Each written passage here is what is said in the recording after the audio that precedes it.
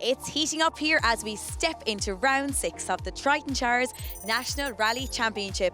The FAC Simply Automatic Sligo Stages Rally is set to play a key role in the destiny of the Vard Memorial Trophy.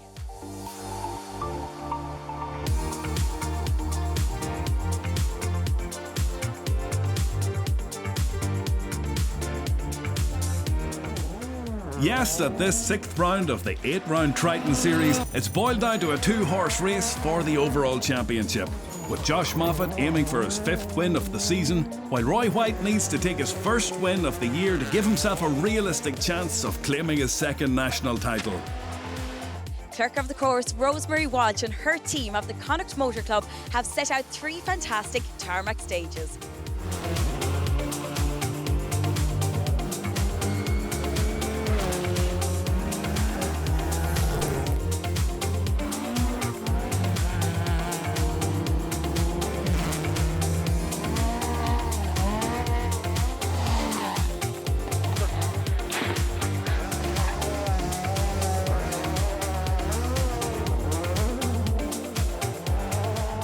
Championship leader Josh Moffat leads the bumper strong entry, and it's sure to be an epic battle up the front and right down through the various classes.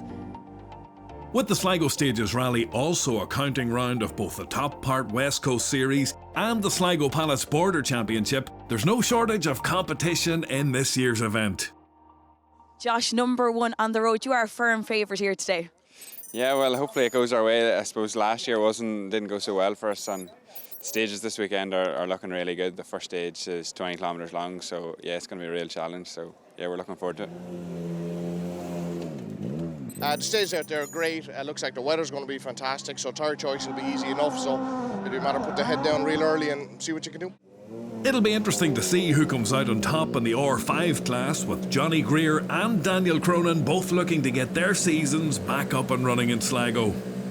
Yeah, it's good to be back. I've done this rally 2 years ago, so enjoyed it then and came back this year for another look. So happy enough. Hopefully stages look good, so hopefully have a clean run. Yeah, we've been having a small bit of trouble with the car all year, and hopefully now we have it sorted. And we're just going to get out now, get a bit of mileage under the belt, and hopefully do the Ulster in a month or so.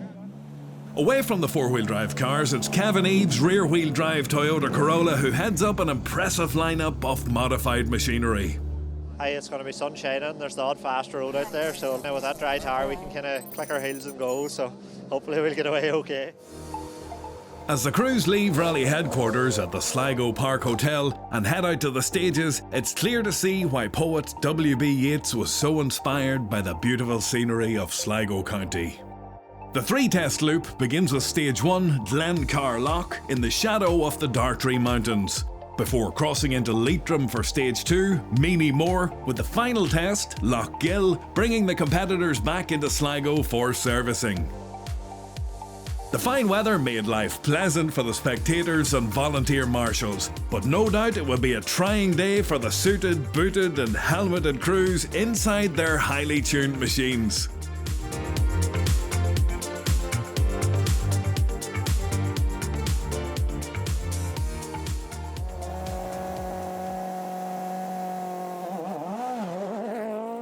Quickest on each of the 3 morning stages was Josh Moffat. The championship leader looked to be on it from the off, and by the end of the opening loop, he and navigator Andy Hayes held a 10-second advantage over Roy White and James O'Brien.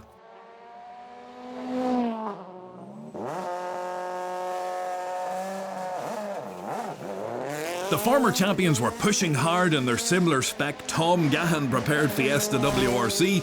The warm conditions were allowing both crews to test their tyres to the limit, making for some very brave driving. 80, flat left over crest 130. A bit flat left over crest 130. Flat left over bump 150. Flat left to the sheds 100. Flat right over the crest 100. Don't lift. Flat right 40. Flat crest 250. Crest 100, right 2 minus into turtle tight left 5 over gravel. Johnny Greer had a clean run across the opening stages to lie 28 seconds back in 3rd place, with Kirsty Riddoch navigating in the Fiesta R5. A further 20 seconds adrift in fourth, Daniel Cronin and JJ Kremen lost some time with this half spin on stage 1. But the Cork crew were happy with how the rest of the loop played out.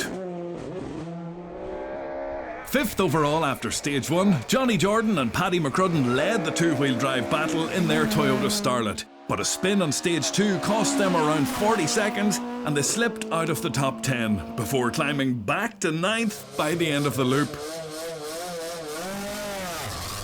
Taking over the two-wheel drive lead were Kevin Eves and Chris Melly. The championship leaders weren't entirely happy with the handling of the Toyota Corolla across the opening loop, but 5th overall wasn't a bad morning's work. 5 right, 60 over crest, 5 right, 60 over crest, 6 right, 40 to 4 right, 6 right, 40 to 4 right, 60, 4 right now, 5 right on crest, big crest, jump, 40, 3 left now, 40, flat crest, mid 100, 6 right, 100 over crest. It wasn't a good day for Class 14 championship rivals JF Shovelin and Emmett Brosnan, who withdrew from the rally when their Escort's exhaust manifold broke on stage 1. Also out were Frank Ray and Joe McNulty, a blown turbo in their Subaru WRC, the cause of their retirement on stage 2. After a break from tarmac rallies, multiple champion Derek McGarty admitted to being a little rusty on the opening loop. He held 6th overall in the Fiesta WRC. 15 seconds back and 7th overall, David Moffat was second to Kevin Eves in the two-wheel drive standings and going well in the Starlet. No problems for Aaron McLaughlin, who was leading Class 20 and holding 8th overall in the modified Mitsubishi Evo 9.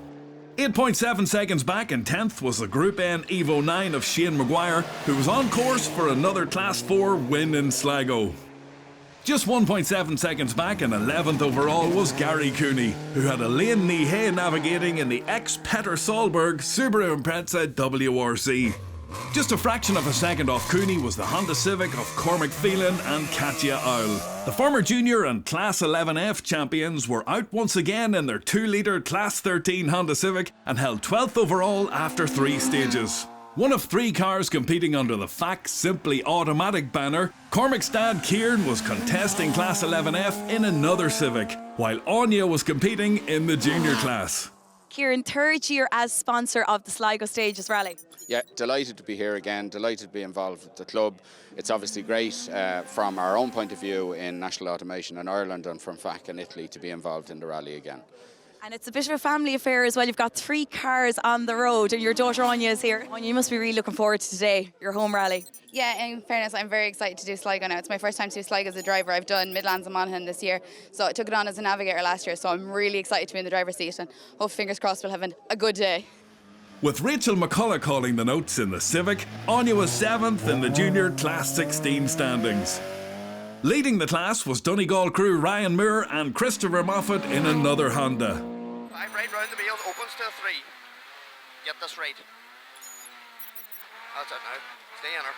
And 130, 3 left, slippy. Watch this chips here. 3 left. Crest and the 3 right. Crest, 3 right here, 100 after. Watch it. In the junior Class 16A battle, David Kelly and Kenny Bustard were 3rd in the Toyota Starlet, just 6.3 seconds behind the Escort Mark II of Colin O'Donoghue and Eddie Doherty.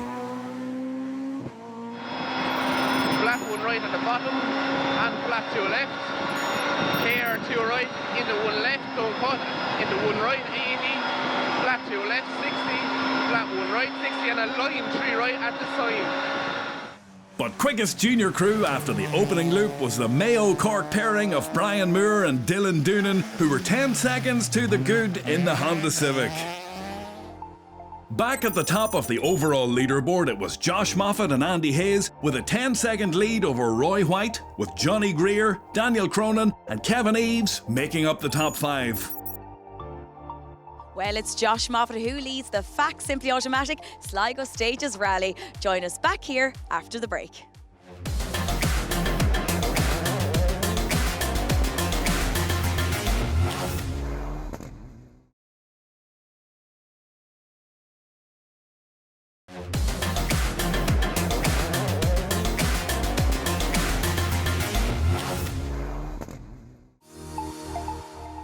Welcome back to the northwest region of Ireland for the Fact Simply Automatic Sligo Park Hotel Stages Rally, where the sun was shining, the scenery was stunning, and the spectators were gathering for the second loop of 3 stages. Rally leaders Josh Moffat and Andy Hayes once again set 3 fastest times to extend their overall lead to 18.7 seconds, and barring a mistake or misfortune on the final 3 tests, the pair were looking good for their 3rd win in a row. Roy White and James O'Brien hadn't given up yet though, and having lost the opening loop by 10 seconds, they were just 8 seconds slower than Moffat and Hayes on the repeat run, so there was definite improvement from which to take consolation.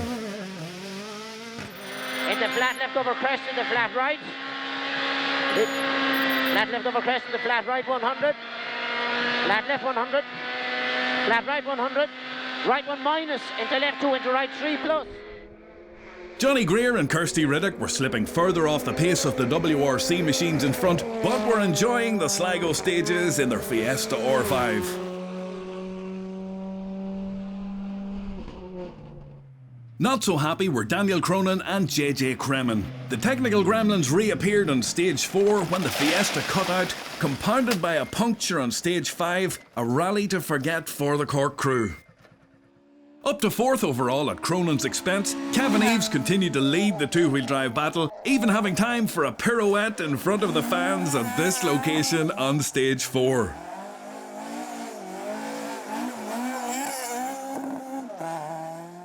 Kevin, you gave the spectators something to really watch at the end of stage 4. I didn't mean to do it now, right? No.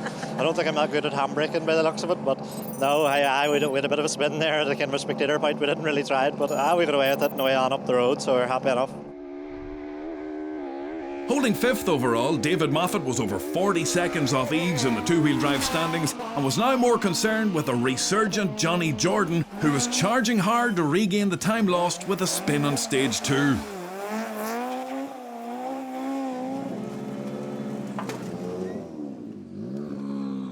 Josh, you have extended your lead over the 2nd loop. How are you finding temperatures out there? Yeah, the temperatures are getting warm for sure. It's a lot warmer inside the car, but we're managing okay. We're drinking plenty and it's keeping us right. Yeah, you know, you managed to take 2 off us on every stage over there, and we're trying hard, you know, and the conditions are ideal. You know, you can really push on hard, but it's just, there's a little bit on us at the moment. But you know, I'd say we might bolt on 4 new ones now and see if we can do anything for the last loop.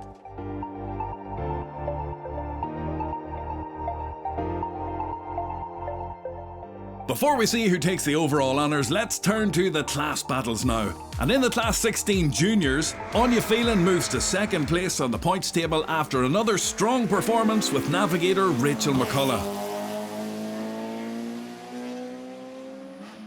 Taking maximum points in the class were Ryan Diver and Dylan Baskin. As class winners on the day, Ryan Moore and Christopher Moffat aren't registered for the Triton Series. In Class 16A, winner of the previous round in Waterford, Colin O'Donoghue had to settle for the runner-up spot in Sligo. Taking the Class 16A win were Brian Moore and Dylan Doonan in the high-flying Civic. David Armstrong and Ashley Trimble won the historic class in their Escort RS 1800. To the main field classes now, where Des Roach took 2nd in Class 1 but scored maximum championship points as class winners Keith Ewing and Shane Barry aren't registered for the series. In Class 2, Eamon Kelly had a great drive to take the win and finished 10th overall with Conor Mohan navigating in the Fiesta R2. Let's go on board with father and daughter crew Keith and Sarah McFadden now in their Class 3 Renault Clio. To a bus stop right entry. Go straight across the crossroads. Sarah became the first visually impaired person to compete in Irish rallying at this event last year, and since then has gone from strength to strength. Sadly, having led Class 3 early on, the pair were forced to retire with mechanical trouble before the final stage. Michael Rogers and Aidan Conley finished 2nd in Class 3 but score maximum Triton points, as winners Roger Kennedy and Wendy Blackledge are only registered for the Sligo Pallet Sporter Series. Shane Laheen and Carol Dempsey took the Class 9 win in their escort, scoring points in the National, Border and West Coast Championships. Peter and Shane Farrell brought their Toyota Corolla to second in Class 10, but took maximum championship points as class winners, and fellow Monaghan crew Cathal Sheridan and Peter Deary aren't registered. In Class 11F, Kieran Phelan was delighted to set a fastest time on the penultimate stage and finish third in class with navigator Martin Brady. Des Lyons and Aisling McCardle took maximum points whilst finishing second to unregistered crew Kieran Carroll and Tony Kern. In Class 11R, it was a battle between three 1600cc Toyota Corollas. Corey Eves, younger brother of two-wheel drive leader Kevin Eves, finished in third place but scored maximum points in the Triton Championship as neither runner-up Martin McPhillips nor Paul Carn are registered for the National Series. In Class 12, Michael McDade had to settle for second place and finished 13th overall with Darragh Maguire navigating in the Ford Escort. Reigning Sligo Pallets Border Rally champions Brian Armstrong and Aidan Gallagher continued the defence of the crown with another Class 12 win and 11th overall. Cormac Phelan and Katia Owl had been third in Class 13 and 11th overall, but the rally ended in disappointment on Stage 5 when the exhaust manifold blew on their Honda Civic. The competition in Class 13 was intense, and Jason Tuhill brought his Escort Mark 1 to 6th in class and 19th overall with navigator Ben Taggart. The pair tied on the overall time with Ashley Dixon and John McCafferty, the latter securing 5th in class and 18th overall on account of their faster time on the final stage. John Warren was certainly one to watch as he thrilled the fans in his Toyota Corolla. The local driver finished 4th in class and 17th overall with Ruth Ann O'Connor on the pace notes.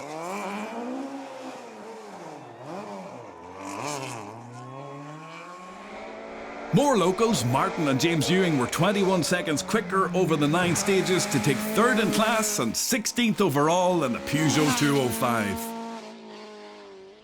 There was quite a gap to the next Class 13 crew home as Johnny Jordan and Paddy McCrudden took the runner-up spot whilst finishing 6th overall in the Toyota Starlet.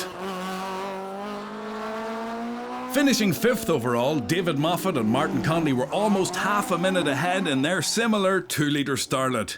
The Monaghan men won Class 13, were second quickest two-wheel drive crew and won the Sligo Pallets Drive of the Day award back at the Sligo Park Hotel.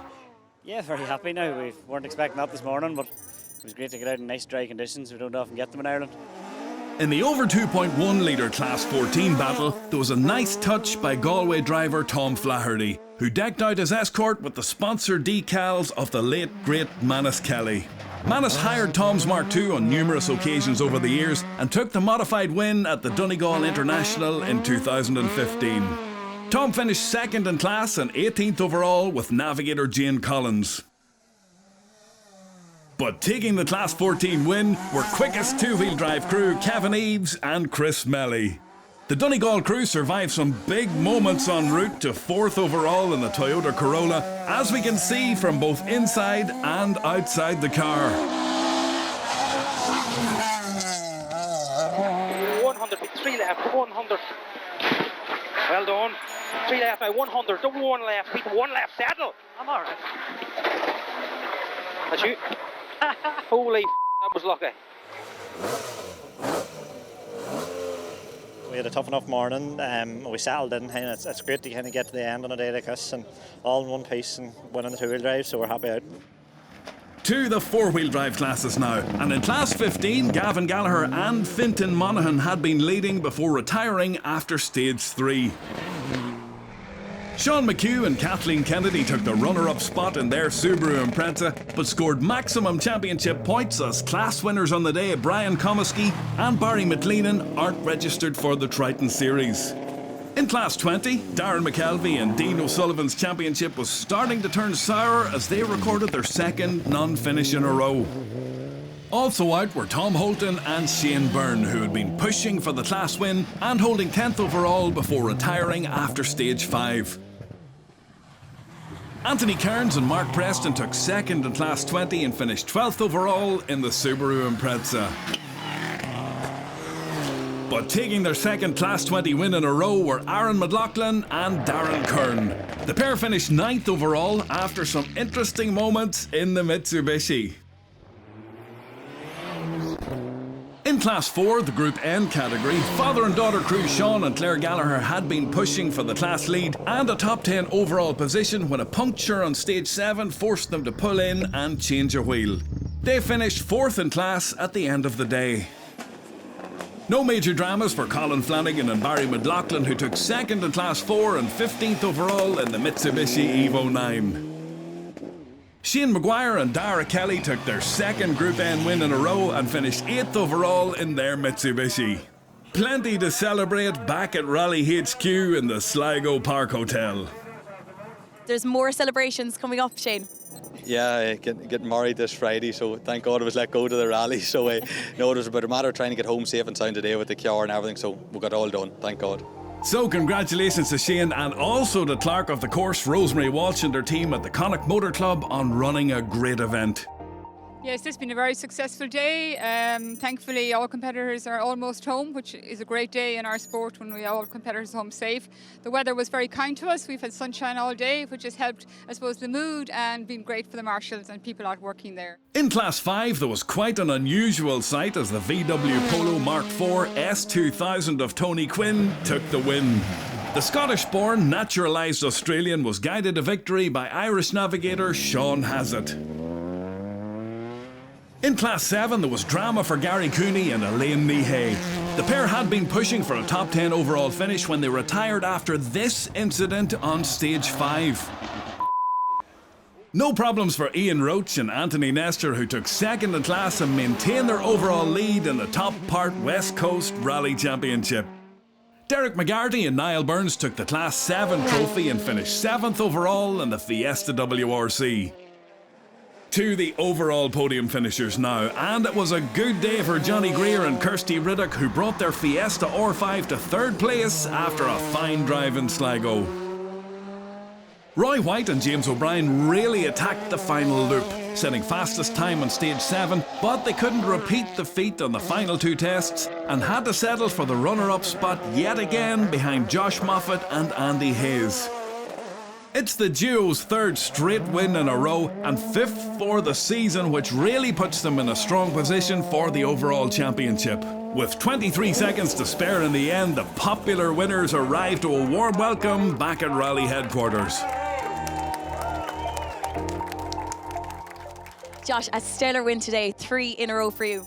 Yeah, it's been great for sure, and Roy definitely didn't make it easy for us at any stage. He pushed us all the way to the end, so yeah, look at the stages out there today. It's been so tough, and the weather as well. The heat hasn't made it easy either. So yeah, over the moon for sure. So after a very enjoyable FAC Simply Automatic Sligo Park Hotel Stages rally, it's Josh Moffat and Andy Hayes who take the win and could secure the Vard Memorial Trophy at the next round in Galway.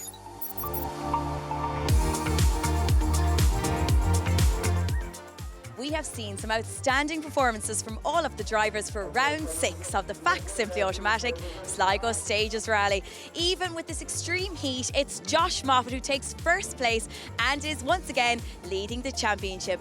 Join us next time when we head to Galway. From all of us here at the Sligo Park Hotel, see you soon.